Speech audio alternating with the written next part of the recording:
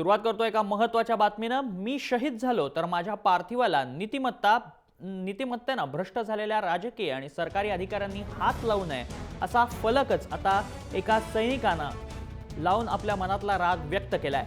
या फलकानं राज्यात खळबळ उडाली आहे। आता कोल्हापूर जिल्ह्यातील चंदगड तालुक्यातला इनाम भांगुळे गावातील सैनिक रणजित गावडे यांनी गावात लावलेला हा फलक सर्वांच्या चर्चेचा विषय बनलाय। काही दिवसांपूर्वी आमदार प्रशांत परिचारक यांनी सैनिकांबद्दल बेताल वक्तव्य करून अकलेचे दिवे पाजळले होते।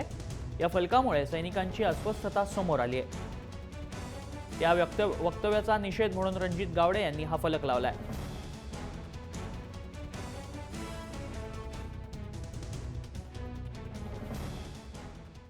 नमस्कार मित्रांनो, मी सैनिक रणजित गावडे।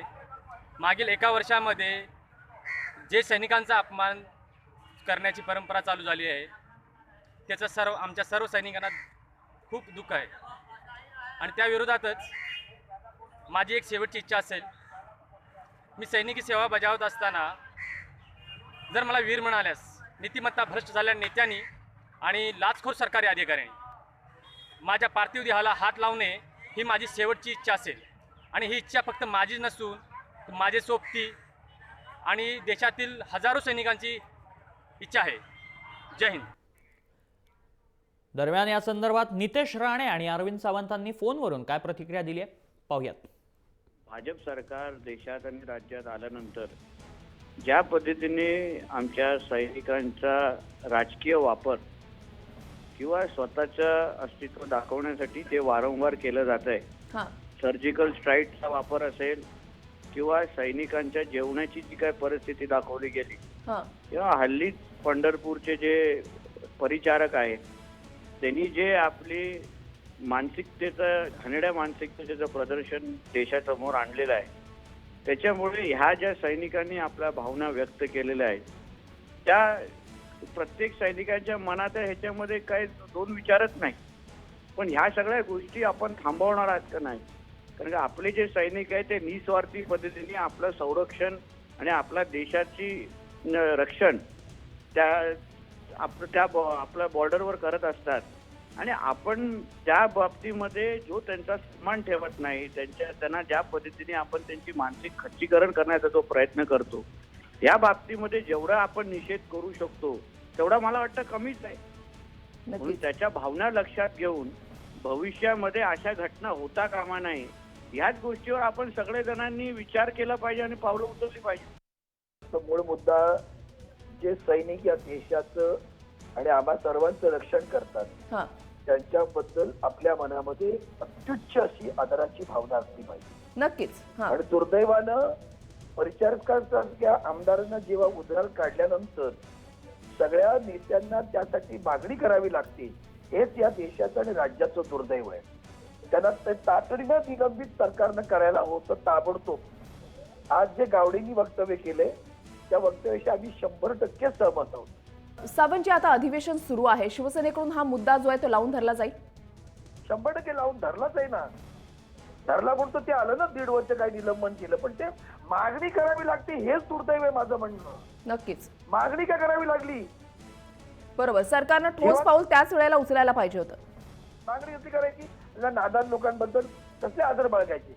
आणि म्हणून त्यांनी जे लिहिलंय, गावडेंनी जे लिहिलंय ना, ते अक्षरशः काळजाला घरे पाडणार आहे।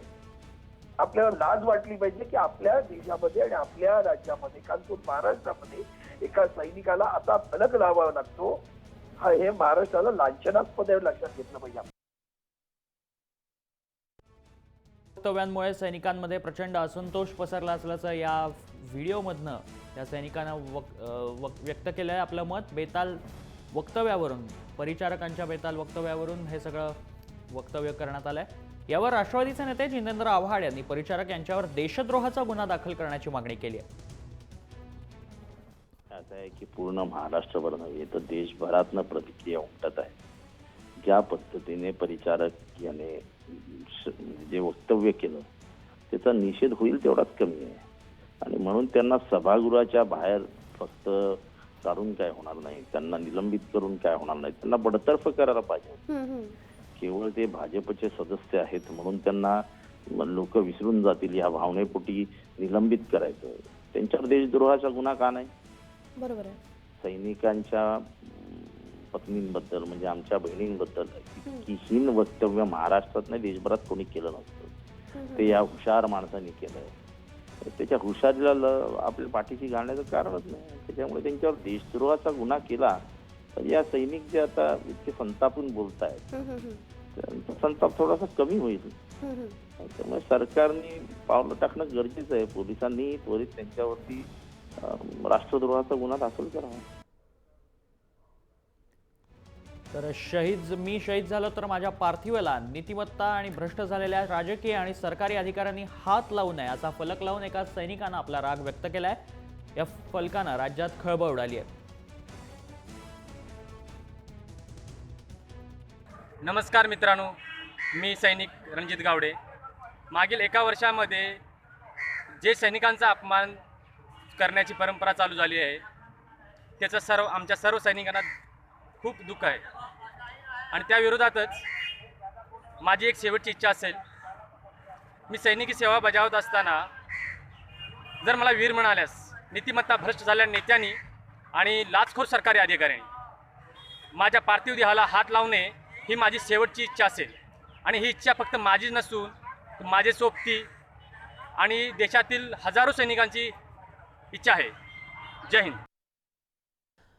तर कोल्हापूर जिल्ह्यातील चंदगड तालुक्यातल्या इनाम म्हाळुंगे गावातील सैनिक रणजित गावडे यांनी गावात लावलेला हा फलक सर्वांच्या चर्चेचा विषय बनलाय. काही दिवसांपूर्वी आमदार प्रशांत परिचारक यांनी सैनिकांबद्दल बेताल वक्तव्य केलं होतं आणि त्यावरूनच आता सैनिकांनी आपलं मत व्यक्त केलेलं पाहायला मिळतंय. कोल्हापुरात असे फलक लावण्यात आलेले आहेत.